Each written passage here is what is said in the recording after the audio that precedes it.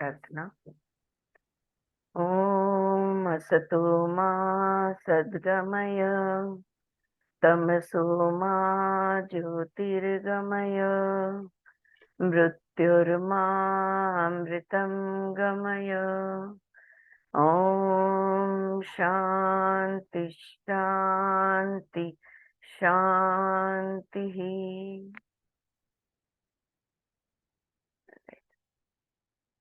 So we are on page number 261. Okay. और हमने कल बहुत सुंदर, बहुत इजीली उन्होंने समझा दिया कि मेडिटेशन किसे कहते हैं।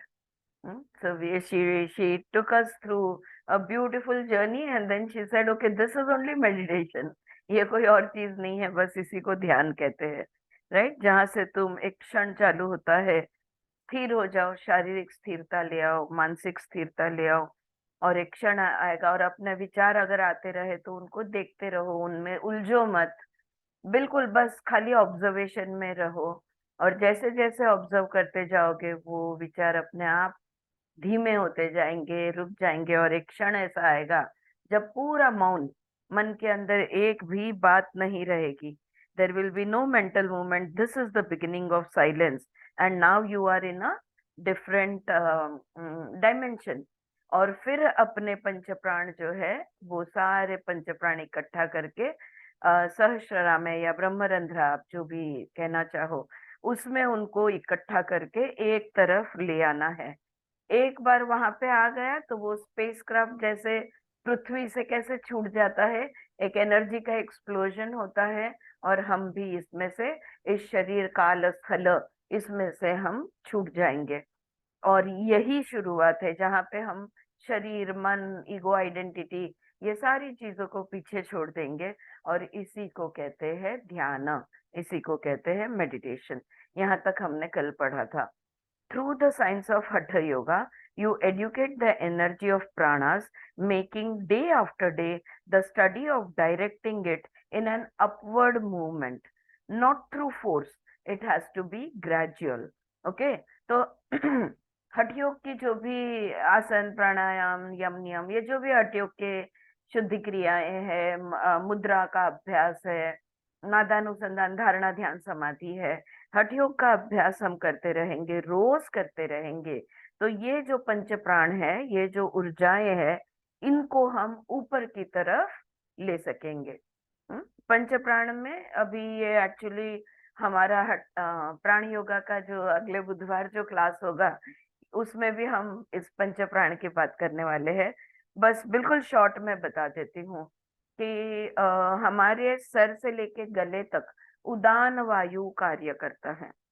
गले से लेके डायफ्राम तक, यानी छाती की जो एरिया है, यहाँ पे प्राण वायु होता है। डायफ्राम यानी श्वास पटल, श्वास पटल से लेके नाभि तक समान वायु होता है, और नाभि के नीचे अपान वायु होता है। और पांचवा वायु है जिसको कहते हैं व्यान।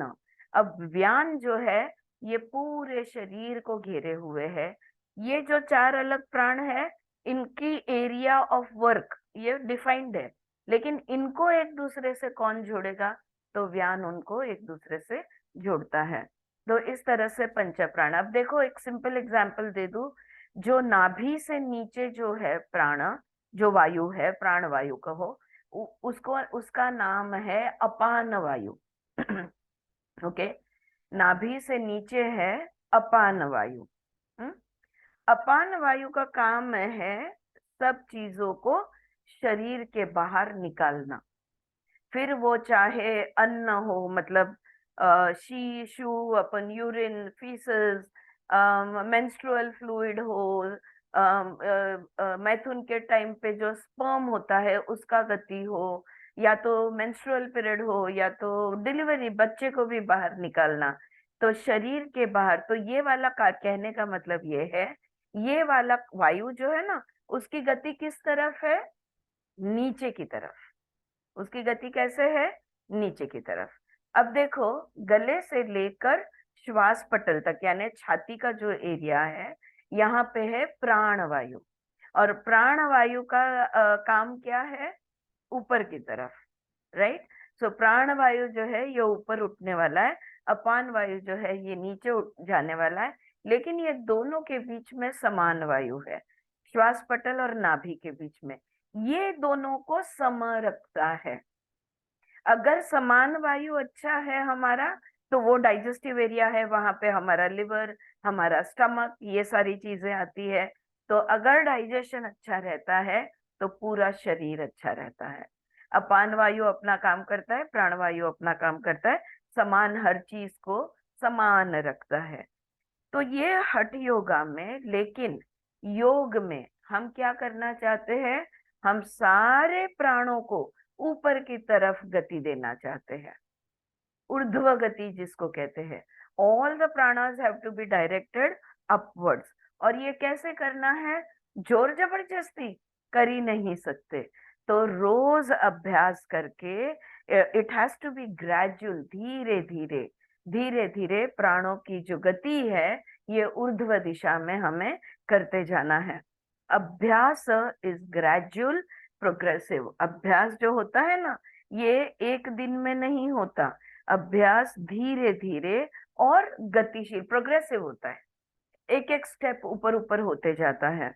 It is not a cognition of a theory which the intellect catches in a moment. This is a life process. The unmanifest becomes the manifest, the manifest merging back into the unmanifest. So the identification with the material existence and mental existence goes into abeyance or non-action, becomes non-operative, and the identification with the supreme reality take place. तो जैसे जैसे अभ्यास बढ़ते जाएगा ना, ये कोई theoretical अभ्यास है नहीं, राइट। जैसे जैसे योग अभ्यास करेंगे, जैसे जैसे हम प्राणायाम का अभ्यास करेंगे, ये अभ्यास जैसे हम करते जाएंगे, धीरे धीरे ये जीवन जो है हमारा, हाँ, जो जीव हमारा जीवन जीता है, वो जो जीवन है, वो जो लाइफ प्रोसेस है, वो लाइफ प्रोसेस ही जो अस्तित्व में नहीं है, जो दृश्य नहीं है, उसको अदृश्य, और जो अदृश्य है उसको दृश्य बनाना, manifest into unmanifest and unmanifest into manifest, ये जो पूरा लाइफ प्रोसेस है, ये लाइफ प्रोसेस हम, ये शरीर और मन, मन भी एक शरीर ही है क्योंकि वो भी त्रिगुणात्मक है। तो ये शरीर और मन जो है, इसको अभ्यास के माध्यम से हम इससे छूट सकते हैं, क्योंकि मन और शरीर जो है ये सीमित है, लिमिटेड है, बॉन्डेड है, ग्राउंडेड है, ग्रेविटी पे पकड़ा हुआ है। और हम इसमें से, जब हमारी ऊर्जाएं उल्टा चलेगी, ऊर्ध्व दिशा में रहेगी, ऊपर की तरफ उठेगी, तो हम इन चीजों से छूट जाएंगे। और फिर छूटने के बाद सिर्फ छूट जाएंगे नहीं, यहाँ से छूटेंगे तो किसके साथ जुड़ेंगे, ब्रह्मांड, पर ब्रह्म, परमात्मा के साथ जुड़ेंगे। परमात्मा, पर ब्रह्म, ब्रह्म के साथ, यूनिवर्सल कॉन्शियसनेस के साथ अगर जुड़ना है, अनमैनिफेस्ट के साथ अगर जुड़ना है, अदृश्य के साथ अगर जुड़ना है, तो ये जो दृश्य है, ये जो स्थूल है, ये जो मन शरीर है, ये जो जड़ है, इसको छोड़ना होगा। इसको छोड़े बगैर ब्रह्मांड की ऊर्जा के साथ हम नहीं जुड़ सकते। If you want to connect to the cosmic energy, you have to let go of the heavy body and mind, the heavy, the limited, the bounding, there is a boundary to it. So we have to let it go. Only then we will be able. And along with the body and mind, there is also time and space, right? We are bounded by time and space also. So we have to let go of this all thing, right? The Bhagavad Gita is an exposition of the science of life and also a poetical presentation of a scientific way of life. It is our daily experience that understanding the truth intellectually, academically, does not result in lifting up the consciousness to a higher level or enable the consciousness to manifest the truth that has been understood at the mental as well as the physical level. The brain understands this with the help of words, and then one has to educate and equip the sensual, the physical, and the mental structure to assimilate the truth, manifest it, or express it in every movement of our daily life. तो भगवत गीता जो है ना, ये हमारे जीवन का विज्ञान हमें सिखाता है, बहुत काव्य में सुंदर पद्धति से हमें ये समझाता है कि हमारी बुद्धि को अगर समझ गया तो हमारी आध्यात्मिक प्रगति हो गई, या बुद्धि को समझ गया तो हमारी चित्त भूमि में बदल आ गया। नहीं, बहुत सी बातें होती है जो बुद्धि से हम जानते हैं, लेकिन मन और शरीर में उतरी हुई नहीं होती है। जो भी हम बुद्धि से समझते हैं, रोज की जिंदगी के हर कर्म में, हर क्रिया में, हर क्षण में उसका एप्लीकेशन होना चाहिए। सिर्फ बुद्धि से समझे, intellectual understanding, that is not going to be enough. The application of it has also to come in. Plotinus बड़े फिलोसोफर थे। Plotinus used to say that for the quest of truth, for the understanding of truth, you have either to be a lover or a philosopher. प्लॉटिनस कहते थे कि अगर सत्य आप जानना चाहते हो, एक तो तुम्हें प्रेमी होना पड़ेगा, या तो फिर तुम्हें आध्यात्मिक गुरु होना पड़ेगा, यानी फिलोसोफर होना पड़ेगा। Love releases the energy of devotion. क्यों प्रेमी होना पड़ेगा? अगर प्रेम में होना तो love releases the energy of devotion, तो तुम समर्पण में आओगे। जब याद करो अपने दिन जब आप बेहद प्रेम में गिरे थे, फिर वो बोलेगा वो पूर्व दिशा।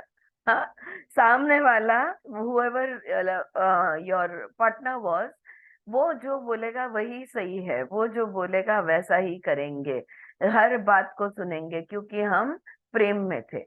तो प्रेम में जब हम होते हैं ना, तब हम भक्ति, डिवोशन, या जिसको समर्पण कहेंगे, हम समर्पण में होते हैं। तो जो बोलेगा वो, हाँ। So love releases the energy of devotion without the self or the ego asserting or interfering. Ego को फिर हम बिल्कुल उसकी नहीं सुनते।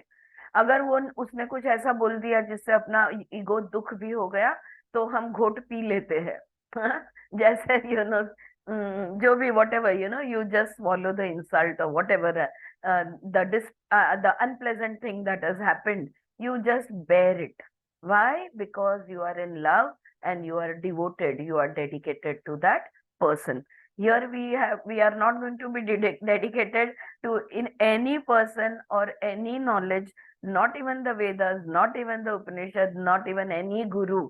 Here our devotion, here our everything is to the Parabrahma Paramatma. That is the ultimate quest. जो परम सत्य है, उस परम सत्य को हम समर्पित हो जाएंगे। And the philosopher has a dispassionate vitality for discovering the truth and an irresistible urge to live the truth. ये तो लवर की बात हो गई। अब जो फिलोसोफर है, काय म्हणतात फिलॉसॉफीला? अध्यात्मच म्हणतात, तत्वज्ञान। तत्वज्ञानी। हाँ, थैंक यू। सो जो तत्वज्ञानी है, वो तत्वज्ञानी जो करेगा, उसको तो बस सत्य की खोज में वो निकला हुआ है, और कुछ भी हो जाए उसको तो सत्य प्राप्त करना है। सिर्फ उतना ही नहीं, क्यों प्राप्त करना है? क्योंकि वो सत्य में जीना चाहता है। ये तत्वज्ञानी होता है। सो तत्व एंड ज्ञान, right, that word is perfect, right? So the philosopher has the energy of dedication and the lover has the energy of devotion. तो जो तत्वज्ञानी है वो भी डेडिकेटेड है, क्योंकि उसको सत्य जानना ही है, उसको सत्य में जीना ही है, ये उसकी जिद है। और जो लवर है, जो प्रेमी है, वो तो भक्ति में है, वो तो पूरी तरह से समर्पित है।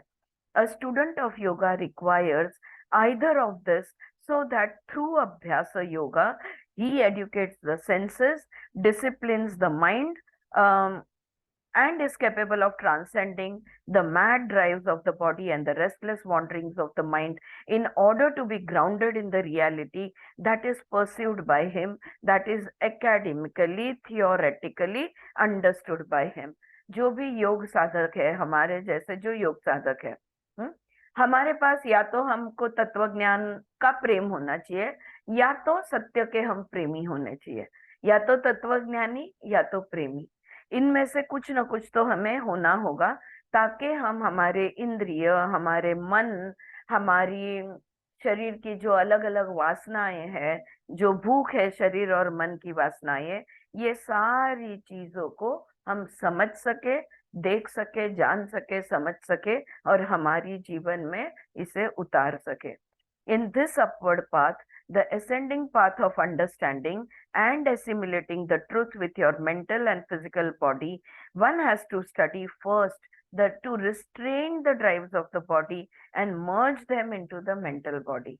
तो सबसे पहले हमने ये करने के लिए, अगर हमें उभरना है, अगर हमारी ऊर्जाओं को ऊपर उठाना है, अगर मन और शरीर को सत्य के साथ जोड़ना है, तो सबसे पहले ये जो मन शरीर की वासनाएं हैं, इनमें से हमें छूटना होगा।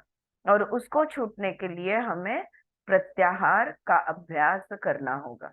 हाँ, खुद को रोकना होगा। खुद का जो भी अतिरेक, जहां भी आहार विहार आचार विचार, जहां भी हम अतिरेक कर रहे हैं, wherever we are violating any boundaries, where we are overdoing something or underdoing something, no, we will have to stop all of that. We will have to first bring the urges of our body and mind into control, the vasanas, the urges into control. Once that is into control, you can train the senses, you can train the mind, and slowly you can start lifting your pancha prana or your energies upwards. The mental body, the body of consciousness, has two layers. हाँ, अभी हमारा जो मन है, तो मनोमय कोश जिसको हम कहते हैं, ये जो हमारा मन है, उसके दो स्तर होते हैं। One is the layer of memory.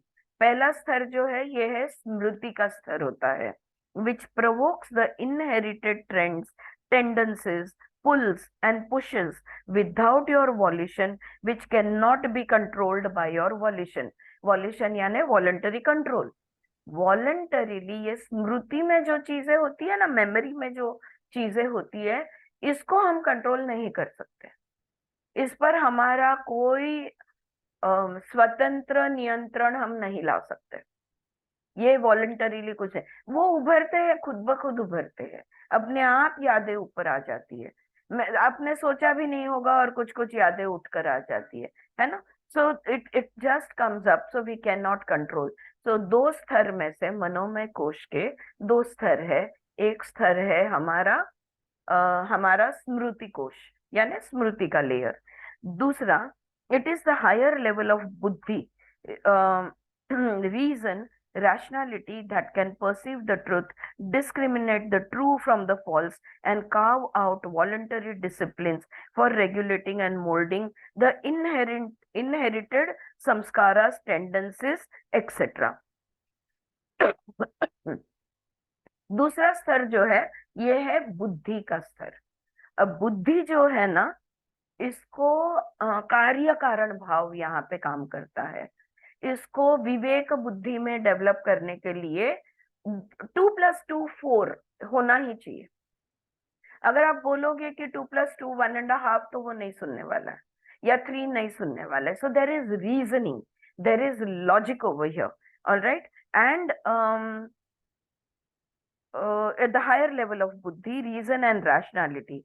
और ये जो बुद्धि का स्तर है ना, ये हमें सत्य दिखा सकता है, या सत्य की ओर ले जा सकता है, क्योंकि उसकी समझने की क्षमता है, तो वो हमें सत्य की ओर ले जा सकता है। लेकिन ये जो बुद्धि है, इसमें अगर हम विवेक लेके आ जाए, तो सिर्फ सत्य की तरफ ले जा सकता है, उतना ही नहीं, ये स्मृति में जो भी उठने वाली जो भी स्मृतियां है ना, इनको भी शांत करने की क्षमता है। Okay, so the intellect level, the intelligence has the capacity not only to rise above through understanding, but it can also deal with the memory bank. It can calm the memory bank. It can even erase the memory bank through जबरदस्ती rubber लेके नहीं, through understanding. समझने की, देखो जिन लोग आप लोगों ने काफी लोगों ने मेरे पास पीएलआर किया हुआ है। इफ यू रिमेम्बर, पीएलआर में जब हमें कोई पास्ट लाइफ दिखती है, तो वो पास्ट लाइफ, चाहे वो इस लाइफ का पास्ट होने दो या तो कोई पास्ट लाइफ होने दो, एक बार वो उसको देख लिया, उसके बाद में उसमें से रियलाइजेशन, इंसाइट, अंडरस्टैंडिंग्स हमने रिट्राइव कर लिया, ले लिया, उसके बाद में वो हम छोड़ सकते हैं, बड़ी आसानी से छूट जाता है। तो वो जन्म की जो भी तकलीफें जो इस जन्म में कैरी फॉरवर्ड हो रही है, एक बार मुड़कर वो कहानी को देख लिया, उस जन्म को देख लिया, अच्छी तरह समझ लिया, तो हम उसमें से पूरी तरह से समझदारी से छूट सकते हैं। तो इस तरह से स्मृति संस्कार जो टेंडेंसीज है, इस पे भी वॉलंटरी कंट्रोल लाया जा सकता है। So the senses and their drives are help to merge into the mind. इसके बाद हम क्या करेंगे, जो इंद्रिय है ना, ये देखो इंद्रिय, जैसे कल हमने बात की खिड़की दरवाजे है, मन अंदर है, ये खिड़की दरवाजों के माध्यम से बाहर की दुनिया के साथ के पीछे ये मन दौड़ते रहता है। हाँ, घड़ी घड़ी जाता है, हम पकड़ के ले भी आते हैं तो भी वो वापस से वहां पे दौड़ जाता है। इंद्रियों और मन को अगर हम एक कर दे तो, हाँ, if you um, if you merge your senses into the mind, the lower level of the mind, the past, is helped to merge into the higher, the present, to sync the emotional, the sentimental dimension into the dimension of reasoning and rationality। हाँ, थोड़ा सा शायद tough लगे, मैं समझाने की कोशिश करती हूँ। अगर सवाल हो तो जरूर से पूछना। देखो, अगर मन और इंद्रिय है, इनको अगर हमने एक कर दिया, इनको अगर हमने मर्ज कर दिया, तो जो बुद्धि कार्यरत है, बुद्धि के माध्यम से, विवेक बुद्धि के माध्यम से मन और इंद्रियों को एक कर दिया, तो जो वो स्मृति से उठने वाले जो भी संस्कार जो थे ना, संस्कार किस चीज के बने होते हैं? Feelings, emotions and thoughts. Okay, what is memory made up of? Memory is made up of feelings, emotions and thoughts. ये रूप या तो वो रूप रहता है। तो ये जो इमोशनल, सेंटिमेंटल, वो जो सुख दुख हमने पकड़ के रखा है, जिसकी स्मृति बनी है, क्योंकि स्मृति ये सुख दुख भाव से ही बनती है। विचार और भाव, विचार भी बहुत कम होते हैं, भाव ज्यादा होते हैं। वो कहानी याद नहीं, लेकिन भाव महसूस होता है। अगर हमने इंद्रिय और मन को एक कर दिया, तो ये जो इमोशनल भाव है हमारे, हम इसको ऊपर उठाकर हायर अंडरस्टैंडिंग में, यानी पास्ट को उठाकर प्रेजेंट में मर्ज कर सकते हैं, पास्ट और प्रेजेंट को एक कर सकते हैं। अगर हम पास्ट और प्रेजेंट को एक कर दिया, अगर मन इंद्रियों को एक कर दिया, तो आप सोचो कि सारा झगड़ा ही खत्म, है ना? Right? So then, so this is what all this can be done. और ये सब कैसे करें? मन और इंद्रियों को एक लेवल पे कैसे लाए? जो स्मृतियां हैं उसको ऊपर उठाकर अंडरस्टैंडिंग, विवेक बुद्धि के साथ पास्ट को प्रेजेंट के साथ कैसे लाए? थ्रू अभ्यास। रोज रोज, सुबह दोपहर शाम, 4 times a day, 6 times a day, every moment of the day, every hour, every incident, every circumstance, every person that comes across us, we do अभ्यास अभ्यास अभ्यास।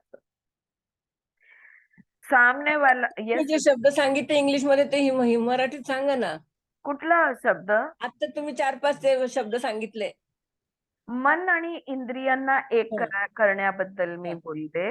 आणि हं, जो भाव आहे, भाव म्हणजे इमोशन्स आणि फिलिंग्स आपले, हा, जो मनाचे भाव म्हणते, ते मनाचे भाव सगळे आपल्या स्मृतीमध्ये दडलेले आहेत।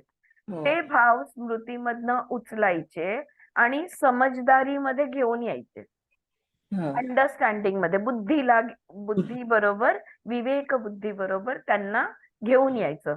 म्हणजे तुम्ही ते भाव जे आहे, जे स्मृती आहे, स्मृती काय आहे, जे घडून गेलेलं ते त्याला स्मृती म्हणतो आपण. हो.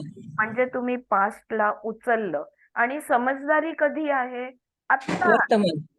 वर्तमानमध्ये. तर भूतकाळाला वर्तमान बरोबर एकरूप केलं, मन आणि इंद्रियांना आपण एक करून टाकलं, तर मग सगळी भांडणच मिटून जातील. बरोबर आहे, आपण प्रेझेंट मध्ये जगायला शिकणार.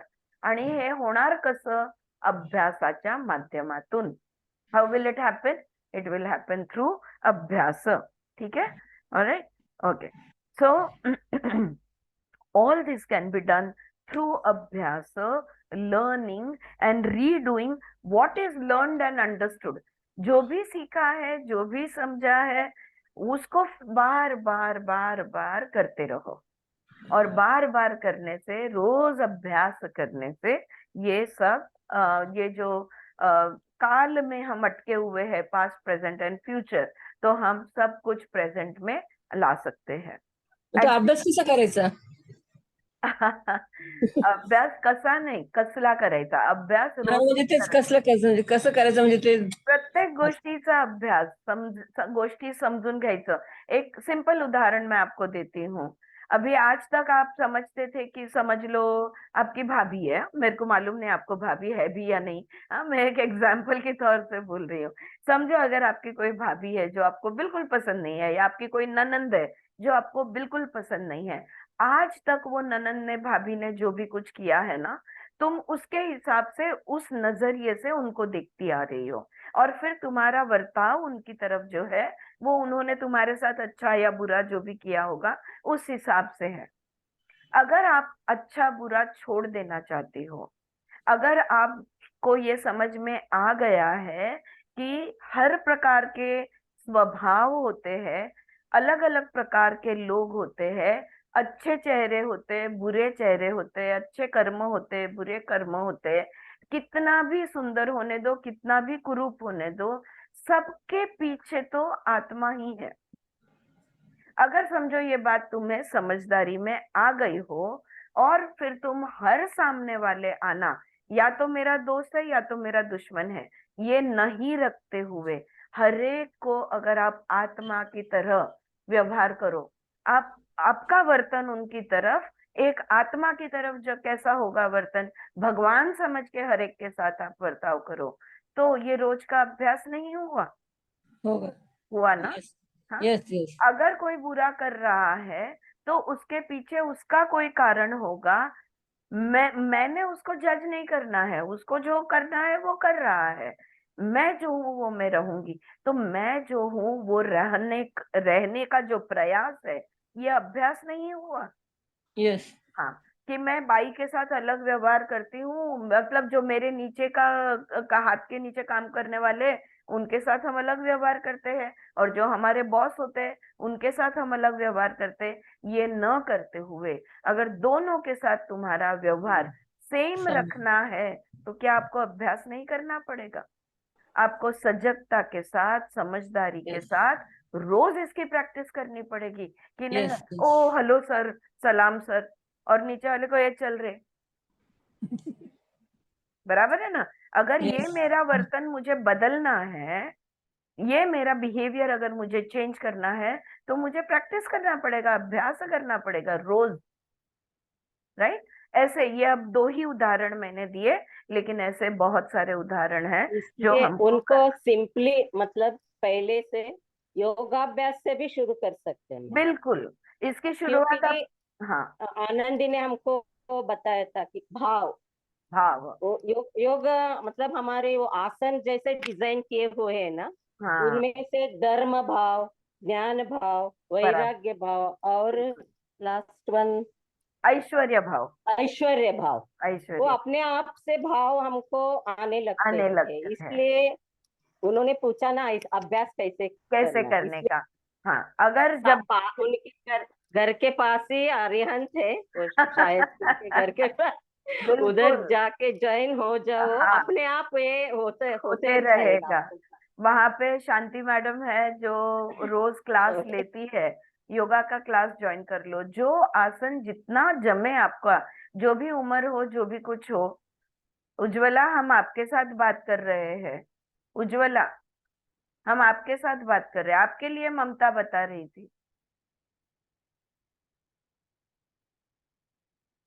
दीदी एक प्रश्न था या ये अभी देखो संभाव यानी आत्मा देखना है आप बता रहे हैं, है ना? हर स्थिति में हर व्यक्ति में ऊंच हो नीच हो। तो अभी एक व्यक्ति ऐसा फोन कर रहा है, वो कंप्लेंट कर रहा है किसी का, तो वो सुनना नहीं चाहते क्या? साक्षी भाव से देखते रहो, आत्मा देखो, कि फोन रख देना वो सही है? नहीं, लेकिन अपन बोलते हैं मेरे को कुछ सुनना नहीं है तो भी बोल रहा है, तो फिर फोन रखा तो क्या होता है? फोन रख दिया, फिर अपने को सुनना ही नहीं है, वो तो बोल ही रहा है अपने कंप्लेंट कर रहा है वो। कंप्लेंट कर रहा है, अपने को सुनना नहीं है और वो सुनने को तैयार नहीं है, बंद मत कर बोले तो अभी फिर क्या क्या हो रहा करना है चाहिए? पता है क्या? अभी क्या हो रहा है? अभी ये हो रहा है कि आपने मुझे एक सवाल पूछा और ममता और मैं मिलके आपको जवाब देने की कोशिश कर रहे हैं, आप सुन नहीं रहे हो। हम्म। अभी ये हो रहा है कि आप नहीं सुन रहे हो। हाँ, तो क्योंकि आप हम अपनी दोनों बोल रहे चर्चा कर थे। रहे हैं, आप अपनी चर्चा कर रहे हैं, और आपका जो भी कुछ छोटा इंसिडेंट होगा वो इंसिडेंट का आप जवाब ढूंढ रहे हो। सही है ना? हाँ तो आप हाँ वो कर सही। रहे हो, पर पहले आपने जो सवाल पूछा है उसका जवाब अगर आप सुन लोगे तो अपने आप ये जो तुम्हारी चर्चा का जो सवाल है उसका जवाब आपको मिल जाएगा। ठीक है, सॉरी, थैंक सॉरी। यू। करूँ बात? हाँ। यस। यस ममता, आप बोल रही थी, तो ममता अभी आपके लिए दोबारा रिपीट हो रहा है। बोलो ममता, चार भाव के बारे में आप बोल रही थी। हाँ, आपने पूछा ना कैसे ये सब आते हैं, इनको कैसे ये करना है, आप अभ्यास कैसे करना है आपने पूछा। शुरुआत आप योगाभ्यास से कर सकते हैं। आसन ऐसे डिजाइन किया हुआ गया है, अपने आप अंदर, हमारे अंदर से धर्म भाव, ज्ञान भाव, वैराग्य भाव और ऐश्वर्य भाव अपने आप ये डेवलप होते जाएगा। आपको जो ये छोटे मोटे आपको सिली सिली हमको बड़े लगते रहते हैं ना, धीरे धीरे अपने आप वो दूर उसमें उनमें से दूर होते जाओ। जो छोटी छोटी बातें जो बड़ी बड़ी लग रही है वो अपने आप, मतलब वो जो राई का पहाड़ दिख रहा है ना, वो फिर से राई बन जाएगा। तो ममता का ये कहना है कि जब हम योग अभ्यास, अगर एक योगा क्लास भी ज्वाइन कर लेते हैं तो देखो आसना में जब आसन का अभ्यास होता है तो आगे झुकने की आसन होते हैं, पीछे झुकने के आसन होते हैं, राइट में जो लेफ्ट में, ऐसे अलग अलग सो के करने के आसन, ऐसे सब अलग अलग आसन होते हैं। जब हम आगे झुकते हैं तो हमारा समर्पण का भाव डेवलप होता है, वैराग्य भाव डेवलप होता है। जब हम पीछे पीछे झुकते हैं तो हमारा ऐश्वर्य भाव डेवलप होता है ना? छाती फुलाते हैं ना हम, छाती को चौड़ी करते हैं। तो ये हमको लगता है कि हम सिर्फ आसन कर रहे हैं, हमको लगता है हम सिर्फ हालचाल कर रहे हैं, लेकिन वैसा नहीं है। हर हालचाल में आप अलग अलग भाव को अनुभव करेंगे, और जहां पे वैराग्य है वो वैराग्य में जितने फॉरवर्ड बेंडिंग आप करोगे, धीरे धीरे ये जो छोटी छोटी बातों को लेके जो मन को क्लेश होता है ये छूटते जाएगा। ऐश्वर्य है तो पॉजिटिविटी जो है, सकारात्मक तुम्हारा दृष्टिकोण है, एक्सपेंशन है। बोला तो हम कभी कभी बहुत छोटा सोचते हैं, तो हमारी सोच जो है इसको बड़ा करना है, तो बैकवर्ड बेंडिंग हमने करना है। अगर हम बैकवर्ड बेंडिंग करते हैं तो ऐश्वर्य भाव, ऐश्वर्य का मतलब होता है समृद्ध। तो हम समृद्ध, और हम ना इनटॉलरेंट बहुत होते हैं, हमारे आइडियाज फिक्स्ड होते हैं, ये सही है ये गलत है, वो सब चला जाता है, वो सब हट जाता है। हम अकोमोडेटिंग बनते हैं, हम टॉलरेंट बनते हैं। आई बात समझ में दोनों के? उज्ज्वला और कौन है? हाँ हाँ हाँ हाँ। उज्ज्वला और दीदी का नाम क्या है? कविता कविता। कविता, हाँ सॉरी कविता। हाँ, तो उज्ज्वला और कविता बात ध्यान में आई। हाँ, हाँ हाँ। तो अभ्यास जो करना है, तो वो, अब आपने जो सवाल पूछा ना कि फोन लेना या नहीं लेना, तो आपने क्या पूछा कि सामने वाला जो फोन कर रहा है वो हमारी पसंदीदा चीज नहीं बोल रहा है, तो क्या करना चाहिए? कंप्लेंट कर रहा है, कंप्लेंट कर रहा है, वो जो जिसके बारे में कंप्लेंट कर रहा है वो मेरे फेवरेट है, लेकिन वो मेरे से कंप्लेंट कर रहा है, हाँ, तो मुझे बराबर, नहीं सुनना है वो कंप्लेंट, ऑल मतलब राइट, किसी की गॉसिपिंग नहीं सुनना है, तो फिर मैं फोन बराबर है। रख देती हूँ ऐसा। तो हाँ, तो रख देती हूँ, मैं थोड़ा काम में हूँ, बाद में बात करते हैं। ऐसे अगर 2-3 बार तुमने टाल दिया ना प्यार से उनको, नहीं, इसको मेरे भी हस्बैंड ही अभ्यास, है, वो उसको साथ में ही है हस्बैंड। तो आपको बहुत इम्पोर्टेंट है ये लेसन। तो आपको ये वही सीखना तो इसीलिए पूछा होगा। ये क्वेश्चन मैंने। तो झगड़ा करके होगा क्या? नहीं होगा। झगड़ा नहीं करती मैं, बंद नहीं नहीं बोल नहीं बोल नहीं फोन नहीं ही नहीं रख देती हूँ। नहीं हाँ नहीं, हाँ। मैं आपको पूछ रही हूँ, झगड़ा करके कुछ फायदा नहीं। उनको नहीं समझा के वो समझने वाले नहीं, नहीं है। कुछ फायदा नहीं। जोर जबरदस्ती आप कर सकते नहीं हो। नहीं तो आप ये बोल सकते हैं कि अभी मैं कुछ काम में हूँ, बाद में बात करते हैं।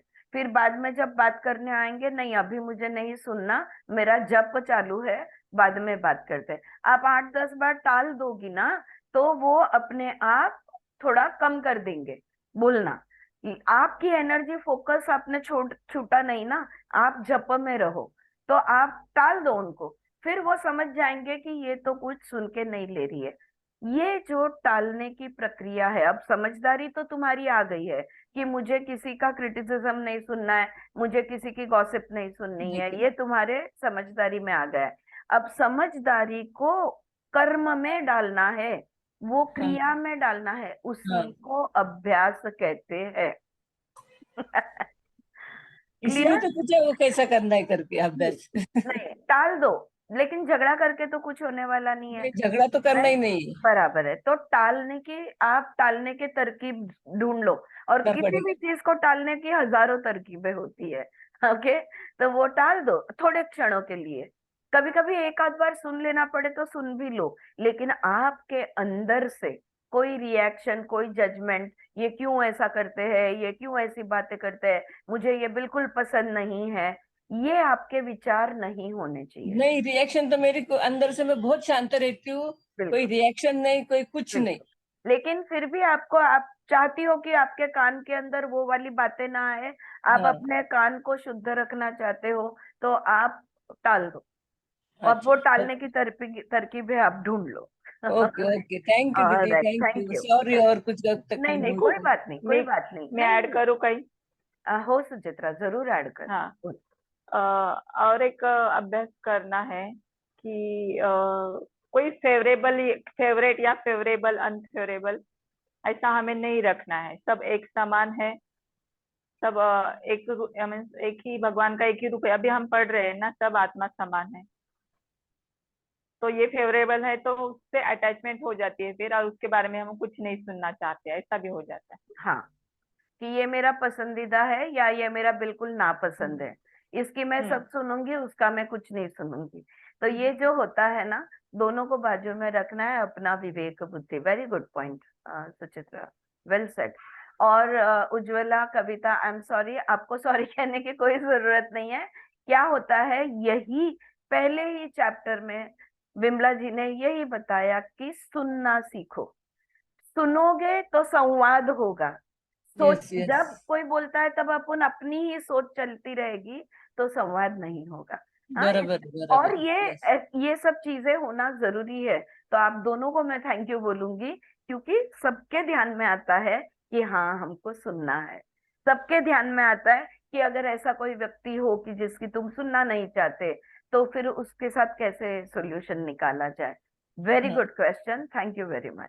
थैंक यू दीदी, ओके, थैंक यू ऑल। आगे पढ़ते हैं। दीदी, हम्म, कधी कधी आवडतं नावडतं असं काहीच नसतं, हाँ, व्यक्ती असते फक्त. हम्म, पण समोरचा आहे ना, गॉसिप करतच असतो सारखं. म्हणजे समोरच्याची ती आदतच आहे की फक्त कुठल्या पण गोष्टीला क्रिटिसाइज करतच राहायचं, कुठल्या पण गोष्टीची तक्रार. म्हणजे ते काळं आहे तर पांढरं का नाही, पांढरं आहे तर काळं का नाही, बरोबर आहे. आणि असं. हा, आणि तू म्हणतेस की आपण काहीच रिॲक्ट नाही करत आहे, रिॲक्ट नाही करत आहे, तर मग खटकणार पण नाही, नाही खटकलं पाहिजे. द पण ते फॅक्ट की ते कानावरती सारखं खटकते. सारखं येतं ना, तर कानावरती यायला तुला नको असतं. माहितीये, कापसाचे गोळे कानात घालता येतात. कापसाचे भोळे जरी म्हणजे मी मध्ये मध्ये तर लिटरली हेडफोन कानात घालून आणि माझं माझं ऐकत बसायची. हो, पण त्याच्याने राग यायचा त्यांना. नाही पण असा व्यक्ती आपल्या आयुष्यामध्ये, जसं आता उज्ज्वला म्हणाली, कविता म्हणाली आणि तुम्ही पण म्हणताय, की कंटिन्यूअस तो तुमचा लाइफ पार्टनर है, त्याला सोडून कुठेही जाता येणार नाही, वो हमारा लाइफ पार्टनर है, उसको छोड़ के हम कहीं भी नहीं जा सकते। तो मैं ये कह रही हूँ, अगर हमारा एनर्जी चेंज हो गया, अगर हमने ये वो तुम्हारी लाइफ में वही तुम्हारा लाइफ पार्टनर क्यों है, क्यों कोई और लाइफ पार्टनर नहीं है? इसलिए है क्योंकि तुम्हें कुछ सीखने की जरूरत है, क्योंकि तुम्हें मला कुछ मला बदलने की हेच जरूरत नाही समजत की ह्याच्यातनं मला काय शिकायचं. म्हणजे मी तर त्याच्यावरती आता म्हणजे मॅक्झिमम टाइम वाद त्यांच्याचकडनं. मी तर शांतच राहते, मी बोलतच नाही, प्रत्युत्तरच नसतं, त्याच्यामुळे विषयच येत नाही. पण त्यांचीच कंटिन्युअस बडबड सुरू असते की बोलत नाही तर म्हणतात बोलत नाही, बोललं तर म्हणते की बोलू नका. म्हणजे एक मी तुला म्हणजे this is just a suggestion, I don't even know whether it will work or not, but I think it will. हं. ते जेव्हा हे बोलत असतात ना, त्या मोड मध्ये चालू होऊन जातात ना, तर त्यांच्या समोर जाऊन त्यांच्या डोळ्यात डोळे घालून तोंड चेहऱ्यावर थोडीशी स्माइल ठेवून फक्त मान डोलवायचा प्रयत्न केलाय, काहीही न बोलता करून बघा आणि आमच्या ग्रुपमध्ये जरूर शेअर करा. काय आहे केल्याने खूप फरक पडतो बरं का नहीं दीदी. तो खूप फरक नहीं तो पडतो. अच्छे से गाना गाओ. मेरा तरकीब है. ला ला ला ला ला ला. आरती, हाँ, मैं तो हो, हाँ, बराबर, इसके आगे कुछ बोलती है बोलती नहीं। नहीं है. मैंने बेला का देखा है, देयर इज बेला का रेस्पॉन्स मिला था, हाँ बराबर, हाँ. 15-20 मिनट सामने वाला बोलते रहता है, फिर बेला बोलती है रखूं. रख देती है फोन. लेकिन मैंने ये क्यों सजेशन दिया कि आंखों में आंखें डालो उनके और उनके सामने देखो, शायद वो तुम्हारा सिर्फ अटेंशन चाहते हैं. May be it is that they just want to reach somebody, और तुम उनकी अर्धांगिनी हो तो वो तुमसे जुड़ने की कोशिश करते हैं. वो सिर्फ किसी का ध्यान चाहते हैं, किसी का वक्त चाहते हैं. और जैसे कलबुर्गी सर ने हमसे कहा कि प्रेम की परिभाषा क्या है, प्रेम किसे हम कहेंगे कि मैं माँ बच्चे को प्रेम करती है, ये कैसे सिद्ध होता है? तो इससे सिद्ध होता है कि माँ समय देती है. जो भी इंसान बेचैन है वो कुछ न कुछ समय चाहता है, और इतना वो नजदीक का इंसान है, तुम्हारा अर्धा भाग है, हाँ तुम्हारा बेटर हाफ है, तो वो उसको तो तुमने ध्यान देना है. मैं कहूंगी सब कुछ छोड़ दो, इग्नोर करके तुमने ट्राई कर लिया, वो वर्क नहीं हो रहा है ना, सब कुछ छोड़ दो, उनको पूरा अटेंशन दो और देखो क्या होता है. प्रतिक्रिया नहीं, प्रतिसाद भी नहीं, सिर्फ और सिर्फ ध्यान देना है. करके देखो, शेअर करना फिर ग्रुप में. हा विजया, तुम्ही काय म्हणत होता? हा मला असं विचारायचंय दीदी, हम्म, एखादी व्यक्ती अशी असते म्हणजे घरातली नाही, अशी हा, थोडी हा. लांबची नात्यातली, हम्म, सगळ्या प्रकारे ती आपल्याला दिसते, चांगले गुण असतात तिच्यामध्ये, हम्म. सगळं व्यवस्थित असतं, पण तरी पण ती व्यक्ती आपल्याला आवडत नाही, तिच्याशी आपण संवाद करू शकत नाही, असं का नाही. होतं? असं कारण मला खूप हो, जाणवतं, येस, त्याच्यावर मात नाही करते, पण होतंय. हो, I completely agree with you. कारण कुठेतरी काहीतरी असा काहीतरी कर्मबंधन आपले असतात, त्यांच्याशी ऋणानुबंध आपले असतात, कुठेतरी काहीतरी आपल्याला त्यांनी दुखवलेलं असतं, आपल्याला स्टोरी आठवत नाही. हे बघा, एक्झॅक्टली ह्यालाच संस्कार म्हणतात. इसी को संस्कार कहते हैं. कहानी याद नहीं है लेकिन भाव याद है. भाव कहाँ से उभर रहे हैं? स्मृति से उभर रहे हैं. उसको तुम कंट्रोल कर सकते हो? नहीं, it is without your violation. अभी अभी जो आगे के पैराग्राफ में उन्होंने कहा ना, जो भी स्मृति के स्तर से आता है उसको हम कुछ नहीं कर सकते, वो तो हमारा उस पे कोई कॉल, तो वो भाव जो है वो स्मृति से आएगा. लेकिन अगर हम अभ्यास करते रहेंगे तो वो जो स्मृति से उठाकर भाव जो पास्ट में है उसको प्रेजेंट में ला सकते हैं और उस बात को खत्म कर सकते हैं. अब पूछो आगे का सवाल, क्या अभ्यास करें? आता पुढचा प्रश्न इग्नोर करे की आता इथे अशा परिस्थितीमध्ये कुठला अभ्यास करू? हा प्रश्न व्याजबी आहे ना? विचारायचंय ना? Yes. हो हो बरोबर आहे. Very I will give ignore करू की स्वीकार करू असं. हाँ, तो ये भी दुविधा है, इग्नोर करे या एक्सेप्ट करे, हं. लेकिन एक्सेप्ट तो हो नहीं रहा है। ये मन माने ना, तो वो एक्सेप्ट तो हो नहीं रहा है और इग्नोर भी नहीं हो रहा है। होपोनोपोनो कीजिए। I was about to say that. Ho'oponopono. Yes, do that. बरं का दीदी, मी पण हो हमारे पास इतना अच्छा साधन है, 24 घंटा, क्यों नहीं हम उसे यूज करेंगे? I am sorry, yes Rashmi, I can see your thumbs up. I am sorry, I forgive you, thank you, I accept you as you are. मी हेच यूज करते बरं का दीदी. आय लव्ह यू फरक वर्ड पडतो. करत नाही बरं का. तुम्ही इंटरनेटवर जर बघितलं ना, तर I am sorry, please forgive me, thank you, I love you असं म्हटलेलं आहे. पण आपल्याला आय लव्ह यू फील होत नाही आणि सॉरी म्हटल्यानंतर मला तूच माफ कर म्हणजे 2-2 वेळा मी माफी का मागू? आपला इगो ऐकत नाही. त्यामुळे ते वाक्य जे आहे ते मनापासून आल्याशिवाय ते प्युअर होपोनोपोनो आहे. मी त्याच्यामध्ये थोडासा बदल केलाय. मी तुला क्षमा करते, तू मला क्षमा कर. मी तुला क्षमा करते, तू मला क्षमा कर, म्हणजे I am sorry, I forgive you, मी तुझे आभारी आहे, thank you, and I accept you as you are. तुम्ही जसे आहात तसा मी तुमचा स्वीकार करते. कुठेही आपण प्रेम बिम काही बोलत नाहीये. ज्या गोष्टीला आपलं इगो, आपलं माइंड, आपले हार्ट एक्सेप्ट करत नाही, ती बोलण्यामध्ये काय पॉइंट आहे? मी माफी मागते, काहीतरी मी तुला केलं असेल म्हणून तू मला काहीतरी केलं असेल म्हणून मी माफी मागते, सो आय एम सॉरी म्हणते. पण तू मला दुखवलंच आहेस म्हणून मी तुला आय फॉरगिव्ह यू म्हणते. कारण तुला क्षमा करणं, मी तुला क्षमा करणं हे पण तेवढंच इम्पॉर्टंट आहे. आणि मग हे सगळं झालं नसतं तर मला हा पाठ शिकता आला नसता. म्हणून थँक्यू म्हणते, आभारी आहे आणि जसा आहे तसा मी तुझा स्वीकार करते. देखो, आई लव यू नहीं निकलता है दिल से.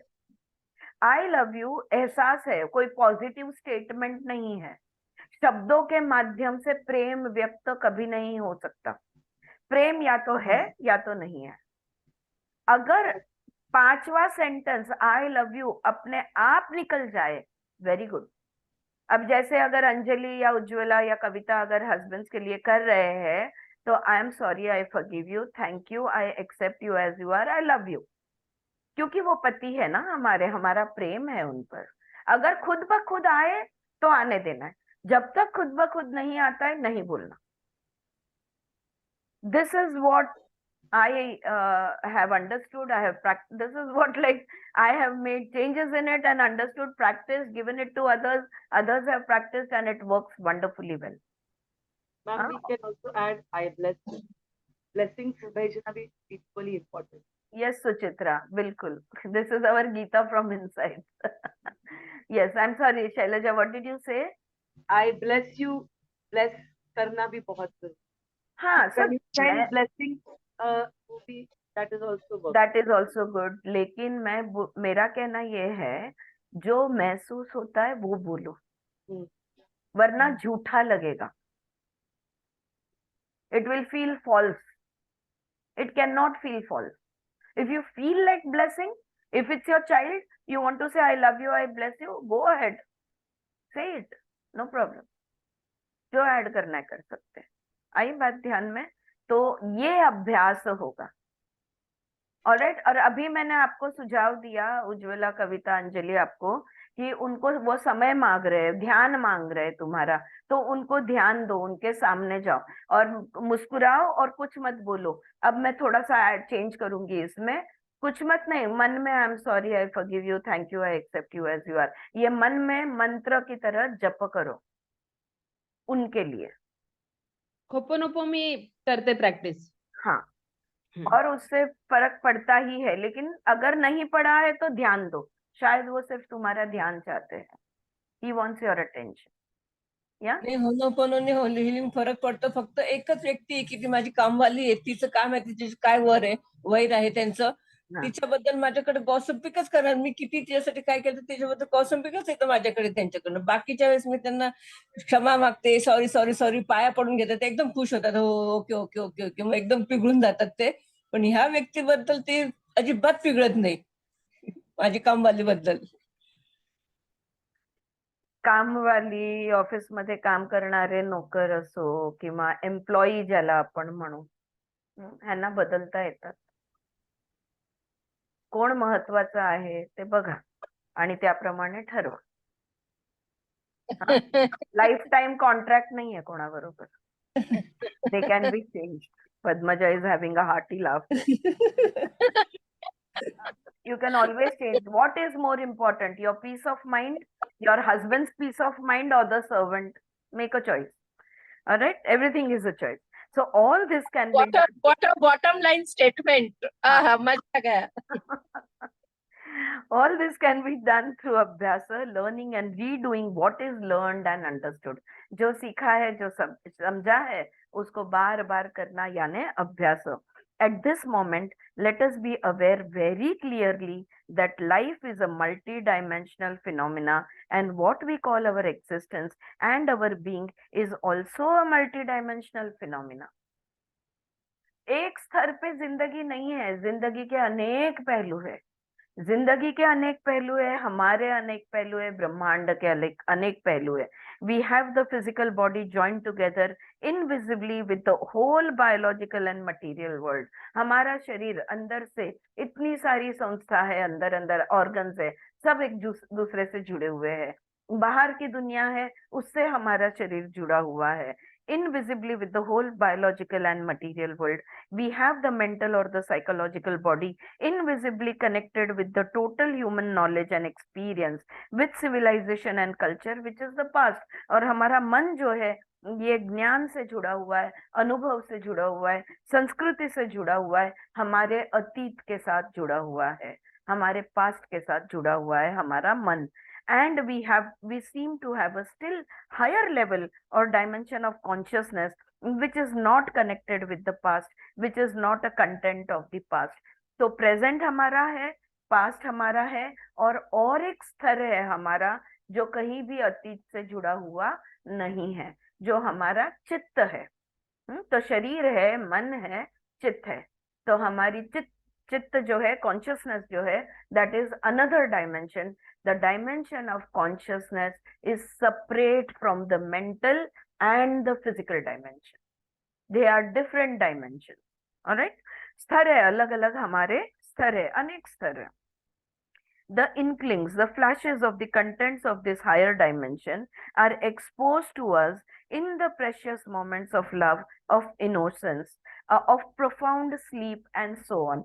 अब ये जो स्तर है, जो चित्त का हमारा स्तर है, चित्त शक्ति का हमारा जो स्तर है, जिसको हम लेयर ऑफ कॉन्शियसनेस कहेंगे, ये स्तर हमें कब महसूस होता है? ये स्तर जब हम प्रेम के क्षण में हमें महसूस होता है, या एक बच्चे की, या कली की मासूमियत में हमें वो महसूस होता है, या तो गहरी नींद में हमें ये महसूस होता है. तो जागृत अवस्था में, स्वप्न अवस्था में ये स्तर हमें महसूस नहीं होता. कौन सा स्तर? सजगता का स्तर. चित्त भूमि जो हमारा कॉन्शियसनेस है वो. Okay, the first two, physical और माइंड, बॉडी एंड माइंड जो है, पहले दो have been blended together, and the human being today is physical and mental animal blended together. अब शरीर से मन को हटाकर नहीं चलेगा, और मन शरीर से हटाकर नहीं चलेगा. तो हमारा मन और शरीर जो है, मनुष्य बन के जो एक हम जीवन जीते हैं, हम जो एक जीवात्मा है, हम जीव है. तो ये जीव जो है, ये मन और शरीर से बना हुआ है. There seems to be a missing link between the rational and that which transcends reason and rationality, between the mental and the supramental, the individual and the cosmic. तो इस तरफ मन शरीर यानी भौतिकता है, और उस तरफ यहाँ पे आत्मा है, उस तरफ ब्रह्मांड है, परब्रह्म परमात्मा है. अब इसके बीच में की लाइन कटी हुई है, इसमें इनको जोड़ने वाली जो लाइन है, इसलिए हमारी रिंग उधर जा नहीं रही.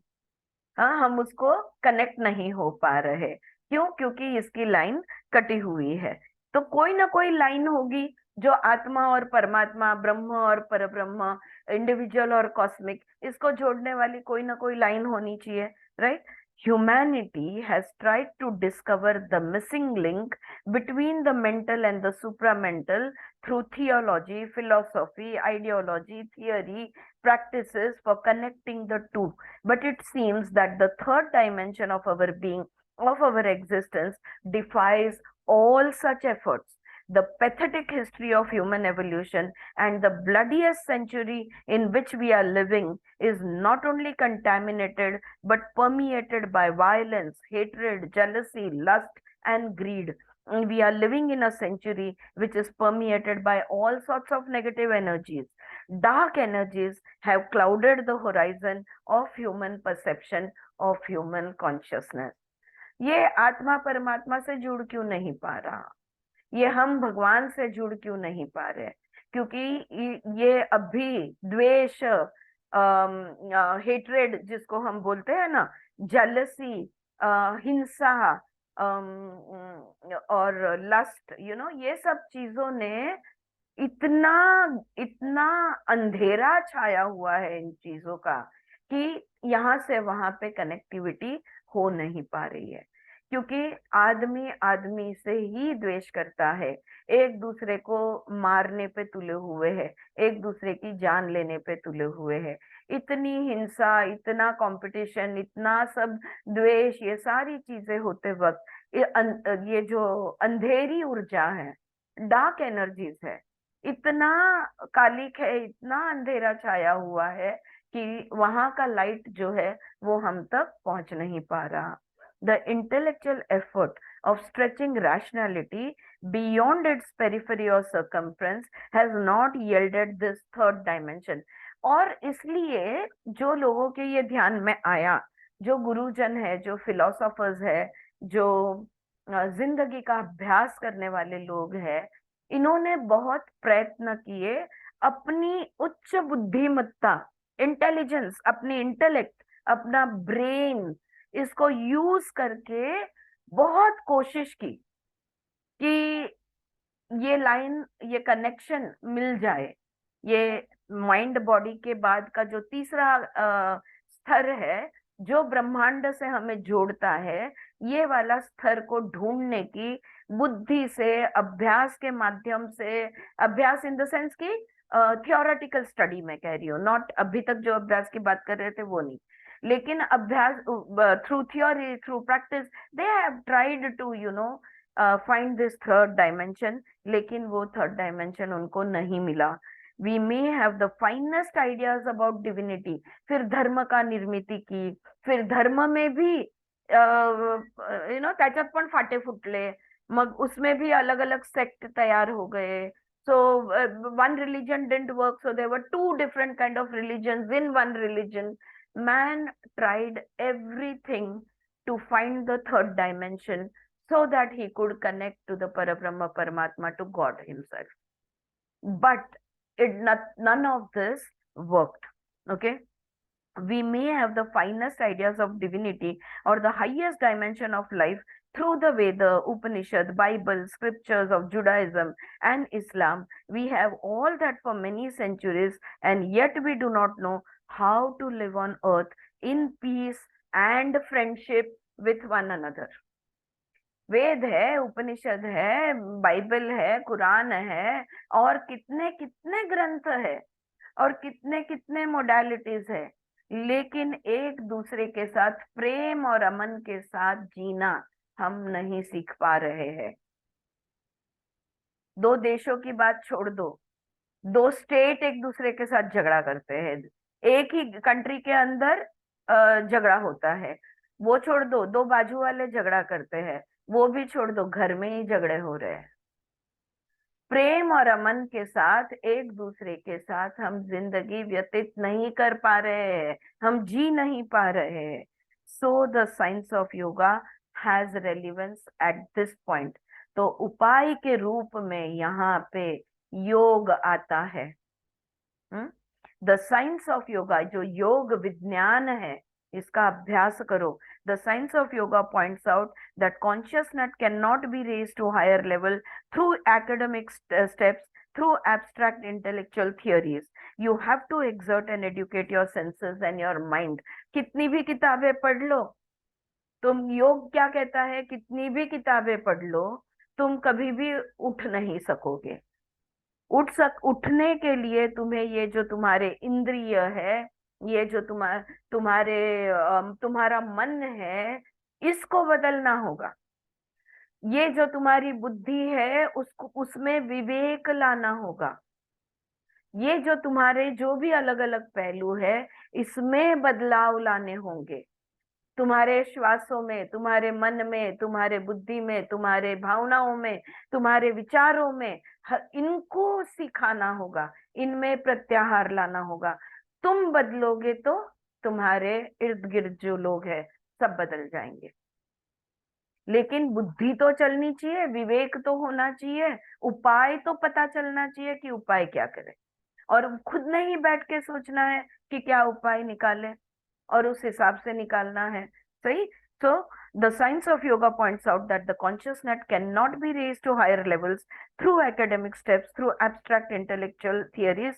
You have to exert, प्रयत्न करना होगा, and educate your senses and your mind. इंद्रिय और मन को काबू में लाना होगा। That is the real value of Ashtanga Yoga Shastra. That is education and purification of the sensual through the disciplines of Yam, Niyam, Asana, Pranayam, and education and purification of the mental body through Pratyahara, Dharana and Dhyana. तो क्या करना होगा? यम, नियम, आसन, प्राणायाम के माध्यम से शरीर की शुद्धि और प्रत्याहार, धारणा और ध्यान से मन की शुद्धि करनी होगी। एंड ऑल दिस एजुकेशन, और ये सारा अभ्यास culminating in the dimension of समाधि, और ये सारा अभ्यास अगर आप करोगे तो उसका परिणाम क्या आएगा? समाधि, समत्व, समाधि, ये उसका परिणाम बनेगा। All this education culminating in the dimension of samadhi enables you to take a quantum leap, as it were, into the higher non-rational supramental dimension of divinity. This is the teaching of Adhyatma Yoga. यही आध्यात्मक योग सिखा रहा है। देव तत्व तक उठना है तो पहले अष्टांग योग का अभ्यास करो, तो अपने आप समाधि में आ जाओगे। समाधि में आ गए तो अपने आप उठ जाओगे, कोई अलग प्रयास नहीं करना पड़ेगा। ठीक है। So there are 2 more points. अब 2 मुद्दे और यहाँ पे बनते हैं। One point is uncovering the mystery of death and dying. तो पहली बात, ये मृत्यु क्या है और मरते वक्त क्या होता है, मृत्यु के समय पे क्या होता है, मृत्यु के बाद क्या होता है। सो डेथ एंड डाइंग, ये एक मुद्दा अब आगे का है। और it is the brilliance of Shri Krishna और व्यास who put the Gita into words, into a poem, to refer to birth as the emanation of cosmic energy and death as the dissolution of the same energy back into its source. तो कृष्ण या व्यास हम कहेंगे कि ये हमें समझाते हैं कि हम देव तत्व से ही आए हैं और हम देव तत्व में फिर से चले जाएंगे। The 8th chapter uses the phraseology of creation and dissolution many times. तो ये जो 8वां अध्याय है ना, इसमें उत्पत्ति और लय, जन्म और मरण, ये शब्द नहीं यूज होते। हमारी उत्पत्ति होती है और हमारा लय होता है। हम जहां से आए हैं उसी में हम वापस चले जाते हैं। तो 8वें अध्याय में ये क्रिएशन और डेसोल्यूशन, ये दो शब्द कहीं बार आते हैं, उत्पत्ति और लय बहुत बार आते हैं। In order that lay persons like you and me could understand this mystery of dissolution and creation. हर एक चीज उसी में से जन्मी है और उसी में वापस चली जाएगी। हाँ, मिट्टी से घड़ा बना है, घड़ा जब टूट जाएगा, जब उसको उसका चूरा चूरा कर देंगे, वो फिर से मिट्टी में चला जाएगा। घड़ा बनाने के लिए मिट्टी में पानी डालना पड़ा, फिर उसको अग्नि में तपाना पड़ा। जब घड़ा टूट जाएगा तो उसमें का पानी का भाग, पानी में जो अग्नि है वो उसमें से खत्म हो जाएगी और मिट्टी जो है ये मिट्टी के साथ एक रूप हो जाएगी। जहां से आए हैं वहीं पे हम वापस चले जाएंगे। यह 8वां अध्याय का सबसे महत्व का मुद्दा है। In the second half of the chapter, Krishna says 8वें अध्याय के दूसरे भाग में कृष्ण कहते हैं, लुक अर्जुना, कहते हैं अर्जुन देखो, in the day time when you are awake you manifest the content of the unmanifest consciousness contained in your being. देखो अब दिन में जब तुम जागृत अवस्था में हो, तब तुम जो भी कुछ दिन भर करते हो वो क्या है? जो तुम्हारा आत्मिक जो तुम हो, आत्मिक घटक हम कहेंगे, उसी को दिखाते हो। तुम जिस चीज से बने हो उस चीज को बातों में से, हाथ पैर हलचल में से, सोच विचारों में से, हाव भाव में से, भावनाओं में से, all the time we are expressing our self throughout the day whenever we are conscious. अगर हम ये भी देख लेना कि दिन भर हम कैसे व्यवहार करते हैं, कैसे बिहेव करते हैं, क्या बोलते हैं, कौन से शब्दों का इस्तेमाल करते हैं, तो भी पता चल जाएगा कि हम कैसे हैं। Yeah, because whatever we are expressing our self continuously। तो कृष्ण अर्जुन से कह रहा है, देखो दिन भर जब तुम सजग हो तब तुम खुद को तुम जिस चीज के बने हो वो तुम दर्शित करते रहते हो। In the unmanifest consciousness, in the so-called mind and brain, there are so many thoughts, ideas, wishes, ambitions, desires, pushes, pulls, all that is unmanifest, unverbalized. You yourself may not even be conscious of the content of your unmanifest consciousness. From dawn to dusk, from morning to night, your every movement manifests the content of consciousness. Consciousness is unmanifest, it becomes manifest through your movements. हमारे सुप्त मन में बहुत सारी इच्छा, आकांक्षा, विचार, belief system, जो भी चीजें हम मानते हैं, जो भी चीजें हम चाहते हैं, ये सब कुछ हमारे मन के अंदर सुप्त मन में होता है। कोई कोई बातें तो हमें पता भी नहीं होती कि अरे ये मन में था, और जब वो चीज हमें मिलती है या हमें वो व्यक्ति मिलता है या वस्तु मिलती है या विषय मिलता है, तब पता चलता है कि हाँ रे, मेरा तो हमेशा ही इसमें इंटरेस्ट था। फॉर एग्जाम्पल, मैं आपको सिंपल एग्जाम्पल देती हूँ। मैं योग शिक्षक बनी एट द एज ऑफ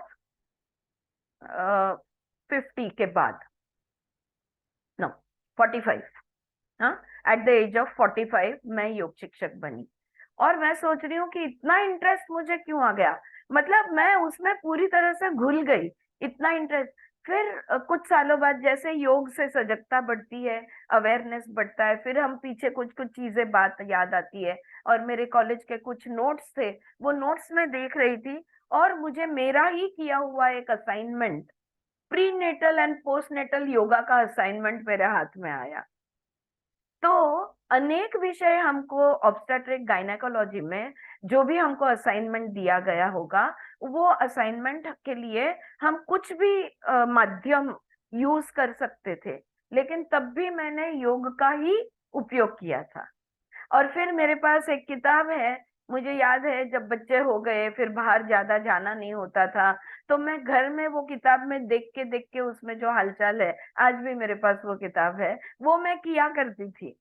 पर मैं ये नहीं जानती थी कि मैं योग कर रही हूँ। ओके, मतलब योग शब्द पता था, लेकिन वो समझ में नहीं आया था, अंडरस्टैंडिंग नहीं थी, नॉलेज था, अंडरस्टैंडिंग नहीं थी।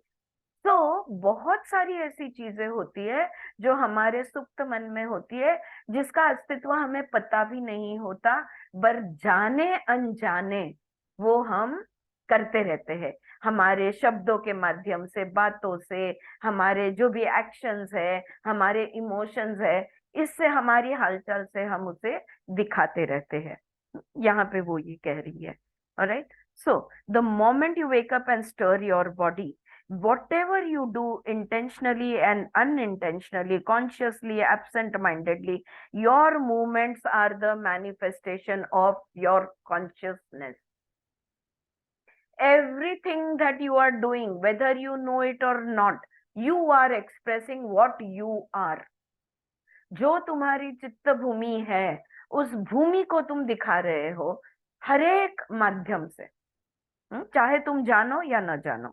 The manifestation is through your perception. It is through your speech, your gesticulations, your interaction with nature. It is through your interaction with fellow human beings, non-human beings. All that is manifestation. बच्चों के साथ, बूढ़ों के साथ, प्राणियों के साथ, पौधों के साथ, आपके बातों के माध्यम से, नजर के माध्यम से, समझदारी के माध्यम से, हर एक माध्यम से आप जो एक्चुअल हो वो दिख रहा है. और आप कितना भी इसको दिखावा करने की कोशिश करो, फिर भी आप जो हो वो दिख ही जाता है. तो ये समझो, यू बिल्ड तो हम छुपाए छुप नहीं सकता. कितना भी कोशिश कर लो, ये छुप नहीं सकता. You build your own world around you through your actions and reactions. हमारे ही एक्शन, हमारे ही रिएक्शन से हम हमारी दुनिया बनाते हैं. कविता, उज्ज्वला, अंजलि और हम सब के लिए इस वाक्य को अच्छी तरह समझ लो. अगर जिंदगी में क्लेश है, अगर जिंदगी में दुख है, तो वो तुमने बनाया है. अगर जिंदगी में चैन है, प्रेम है, सुख है, तो वो तुमने बनाया है. जो भी तुम्हारी परिस्थिति है, उस परिस्थिति के जिम्मेवार तुम हो. हम हर एक हमारी चीज के लिए जिम्मेवार है. और अगर हमारी परिस्थिति में अगर कोई चीज अच्छी नहीं लग रही हमें, तो उसको बदलना जरूरी है. आपके पति को बदलो, ऐसा मैं बिल्कुल नहीं बोल रही हूँ, प्लीज. ओके, लेकिन बाई को बदल सकते हो. हाँ, that is a choice. Alright. Okay, what I mean is change your situation. खुद की ऊर्जाओं को बदलो, अपने विचारों को बदलो, अपने भावनाओं को बदलो. जो करना जरूरी है वो करो और उस अपनी परिस्थिती में बदलाव तुम लाओ. अंजली, तू विचारलं ना, मी विचार करते लेसन काय आहे. हेच लेसन असतात. विचार करून तुला लेसन नाही मिळणार. माझी परिस्थिती जर मला आवडत नसेल, तर तिला बदलायला साम दाम दंडभेद जे काय करायला लागेल ते सगळं करायचं. एक एक एक एक प्रयत्न करायचे, समोरच्या माणसाला कुठेही हिंसा न करता. Okay, this is very important. Underline. Non violently, without fighting, without creating any more conflict. Okay, without any violence, you have to find the golden path. You have to find the suvarna madhya. Right? So you build your own world around you through your actions and reactions. Even your reactions are the manifestations of the unmanifest consciousness. And when the day ends and the night descends and nature dissolves its activity into darkness, what happens to your manifestation of consciousness? What happens to your physical, verbal and psychological movement? तो कृष्ण ने तो अर्जुन को कह दिया कि दिन भर तुम जो भी करते हो, देखते हो, बोलते हो, करते हो, हिलते हो, चलते हो, तुम खुद को दिखा रहे हो. ये दिन में होता है. लेकिन रात में क्या होता है? रात में जब निद्रा में चले जाते हैं, तब ये इस चित्त भूमि का क्या होता है? तभी हमारा शरीर, मन और वाचा, इसका क्या होता है? Very important question. सही है कि नहीं? हाँ, जानना चाहोगे, नहीं जानना चाहोगे? दिन में तो बोल दिया क्या हो रहा है.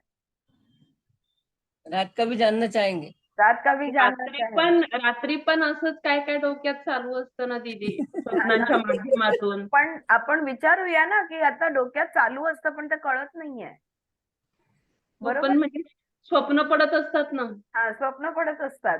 मग अंधाऱ्यात काय होतं? जेव्हा कृष्ण या श्लोक मध्ये म्हणतात की दिवसा असं असं होतं, तर रात्रीच्या काय होतं, हा प्रश्न पुढचा आहे. लेकिन ये सवाल जो है ना, ये सवाल का जवाब हम शांति से कल, आज क्या है वार है? गुरुवार है? नहीं, शुक्रवार है. What is the day today? शुक्रवार है. अच्छा, so next class में हम पढ़ेंगे. Oh, it's Friday today already. All right, on Monday we will we will revise a little bit of this, and on Monday we will listen to this answer because अंधेरे में क्या होता है, जब मेरा ध्यान है तब क्या हो रहा है मैं देख सकती हूँ, समझ सकती हूँ, बदल सकती हूँ, कुछ भी कर सकती हूँ। लेकिन जब मेरा ध्यान नहीं है, जब मेरी चित्त भूमि, जब मेरा मन कहाँ है, क्या हो रहा है, अंधेरे में क्या होता है मेरे साथ, विद्या में क्या होता है मैं जानती हूँ, अविद्या में क्या होता है यही तो जानना जरूरी है। तो इसको थोड़ा शांति से जानेंगे। और आप सोच रहे होगे कि मैं 15 मिनट जल्दी क्यों रुक रही हूँ यहाँ पे। तो एक रिक्वेस्ट आई है, हमारी ग्रुप मेंबर बेला वोरा, वो हमसे कुछ बात करना चाहती है। आपसे विनती है कि आप लॉग आउट नहीं होना और जरूर इनकी बातों को सुनना, बिकॉज इट्स इम्पोर्टेंट। बिकॉज हम जो भी कुछ सीखते हैं इसका कहीं तो भी अगर किसी ने प्रैक्टिकल एप्लीकेशन किया है और वो अपना प्रैक्टिकल एप्लीकेशन, उसका एक्सपीरियंस शेयर करना चाहती है तो हमने जरूर सुनना है। Alright Bela, are you ready? हाँ yes, you wanted to say something yes about your spiritual journey, tell me. हाँ हाँ बोलो। मैं इतनी एक्टिव, इतनी स्पिरिट वाली, इतनी फुल ऑफ एंथुसियाज्म और ऐसी थी। और जैसे मुझे बीमारी लगी कि मैंने पैर में काम करना बंद किया, तो मैं इतनी नेगेटिव हो गई, या ओवर थिंकिंग बोलो, नेगेटिव से नेगेटिव तो मैं कभी थी नहीं, पर ओवर थिंकिंग हो गई, चिड़चिड़िया हो गई। तो जब से मैंने तेरा पाथ, तेरा रोड लिया, कि जो रोड तूने मुझे बताया आरती, वो रोड लिया, और जो अभ्यास मैंने अपने आप से किया, या मैंने खुद को अभ्यास करवाया, मतलब मैं क्लेवर तो पहले से ही थी, स्कूल में, कॉलेज में, सब में। तो वो क्लेवरनेस तो है, वो एक क्वालिटी तो भगवान ने मुझे दी है। तो वो जो अभ्यास मैंने किया वो आज मैं शेयर करना चाहती हूँ, कि अभ्यास में मैं क्या क्या सीखी। मुझे पता है कि मैं तो खाली अभी 100% में से 35% रोड पे चली हूँ। जो स्पिरिचुअल जो तू बोलती है ना कि होल होना चाहिए, वो होल तक तो मैं पहुंची ही नहीं हूँ। मैं 35 पर फिर भी I am satisfied, I am happy, I feel like doing something with me, even my body doesn't allow me. तो वो मैं अपने ग्रुप में समझाना चाहती हूँ कि आरती, ये जो ग्रुप में मैंने ज्वाइन किया है, अभ्यास किया है, आज मुझे कितना भी, क्योंकि देख आरती, हम कितना भी ये सुने कि ये नहीं करना चाहिए, वो नहीं सुनना चाहिए, जजमेंट नहीं होना चाहिए, बाहर के लोगों से अटैच नहीं होना चाहिए, ऐसा नहीं, किसी के ऊपर ओपिनियन नहीं देना चाहिए, लेकिन बाहर के लोग तो है ही नहीं अपने जीवन में। अपने जीवन में है घर के, अपने मम्मी, वेल अपनी सेड। बहन, अपना भाई, अपना पति, अपने बच्चे, और वही हमें हर्ट करते हैं, वही हमें प्रेम करते हैं, वही हमें प्यार देते हैं, वही हमसे झगड़ा करते हैं, और इन लोगों के लिए हम ओवर थिंकिंग हो जाते हैं। ये जो पीपल लोग हैं हमारे साथ, जो अपने हैं, बाहर के लोगों से तो कोई फर्क नहीं पड़ता, अगर किसी ने मुंह बिगाड़ के चला गया तो आप देखते भी नहीं उसके सामने, पर अपने लोग हैं, तो इनसे कैसे हमें निपटना चाहिए, इनसे कैसे अटैच होके अपना मन को दुख न लगाना चाहिए। मैं आरती इस रीडिंग में बहुत अच्छा सीखी हूँ आरती। वंडरफुल। ये जो भगवत गीता का तूने रीडिंग लिया, यस। अगेन फर्स्ट टाइम मैंने सुना है, बट दैट वाज ओनली ज्ञान, नॉट अंडरस्टैंडिंग। और ये वक्त तूने जो समझाया है बहुत अच्छी तरह से, स्पेस में पहुंची नहीं हूँ मैं, और अपने आप को मैंने स्पेस में जाने के लिए तैयार किया है। Wonderful, wonderful, very good, very nice. मैं किसी को भी जजमेंट नहीं देती हूँ। हाँ आते, मैं तो बोन से, मेरा मन है, मेरा माइंड है, गुस्सा भी आता है, झगड़ा भी करती हूँ, दुख भी लगता है, आंख में से आंसू भी आ जाता है। ये शांति। पर तूने जो होपोनोपो सिखाया है ना, उससे मैं सबको खुश करती हूँ। अभी जैसे तूने बोला रीडिंग में कि किसी को अपना वक्त चाहिए। फॉर एग्जाम्पल मेरी मम्मी, वो सब बातें किसी को बोलना चाहती है तो मैं सुनती हूँ, लेकिन मैं तेरे अभ्यास का कारण, तू जो समझाती है, तू जो रीडिंग करवाती है, उसके वजह से मैं होपोनोपो करके सब भूल जाती हूँ। वंडरफुल, बहुत अच्छा। मैं सुनती हूँ पूरा 1 घंटा 1.5 घंटा। तू मानेगी नहीं, मम्मी मुझे दिन 15 मेरा फोन मम्मी के पास 15 बार जाता है, मम्मी 15 बार मुझे करती है। जस्ट 1 घंटा भी थोड़ा पास नहीं होता है मम्मी, because she needs me. Right, मैं ये समझ गई। बराबर है। और मुझे अभी किसी बात का मैं जजमेंट नहीं, नो एंगर, नो टीयर्स। और मम्मी तो इतनी एक्सपीरियंस है, इतना मम्मी का नॉलेज है, इतना रीडिंग है आरती, तू मानेगी नहीं, मम्मी का रीडिंग इतना है कि मम्मी को आज भी गुजराती में एक एक कविता याद है, और उसका ऑथर कौन था, उसका कवि कौन था, वो भी याद है। तो मैं तो मम्मी के पास से सीखती हूँ। बराबर है। But because of your studies, because of your reading, because I joined this group, wonderful, I am so grateful to you. Thank you I'm so much. really good. I was Wonderful. not this. आरती, मैं ये नहीं थी। मैं ये नहीं थी। Friends, just थोड़ा सा बता दूं कि बेला, जैसे वो बता रही थी, जिंदगी भर बहुत एक्टिव रही है, स्कूल की प्रिंसिपल रही है, जब तक कि उसके पैर फेल हो गए और वो बिल्कुल बेड रिडन हो गई। लास्ट ईयर उसकी एक एंजियोप्लास्टी भी करनी पड़ी, ये भी सब चीजें हो गई।